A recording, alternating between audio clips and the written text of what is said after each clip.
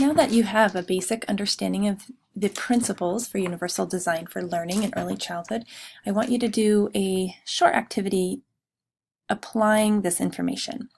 So you'll see I have the directions written here, and I'm also going to give you the oral directions. Using the 6 principles described in the reading, this is your early childhood reading, and the 6 principles are listed on the right-hand side: physical environment, health and safety practices, social-emotional, etc. You are going to create a simple lesson plan for the block activity or another activity of your choice using the Universal Design for Learning lesson plan.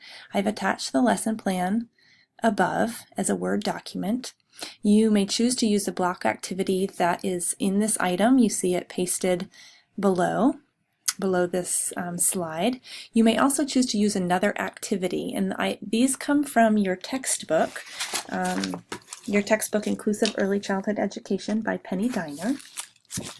And if you go to pages 494 to 507, you'll see a lot of different activities specifically around math, science, and technology. Okay. On page 494, the very beginning of this section, you will see listed adapting activities for children with, and you'll notice a variety of examples of special needs. For example, specific learning disabilities, social-emotional behavioral disorders, ADHD.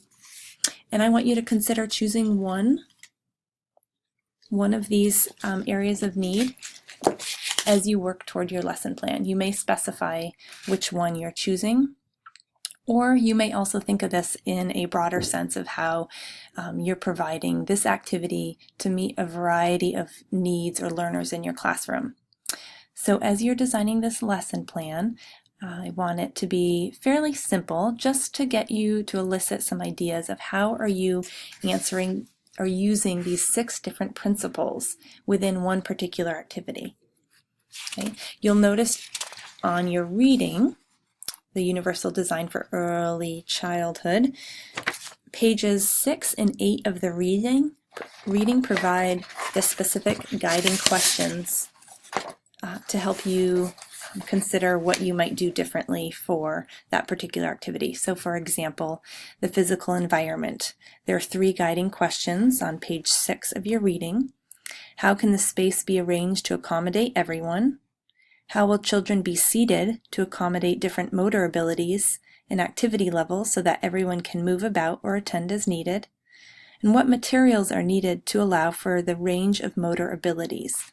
So as you're thinking about the block activity in particular, thinking about these questions, I want you to come up with an idea of what you might do in the physical environment to answer one or more of these questions. Okay, so for your lesson plan, under each of the 6 guiding principles, I want you to just note one idea that you will use in that particular activity. So again, for the block area, how are you arranging the physical space so it can accommodate everyone? Okay, so I want you to tell me what you would do.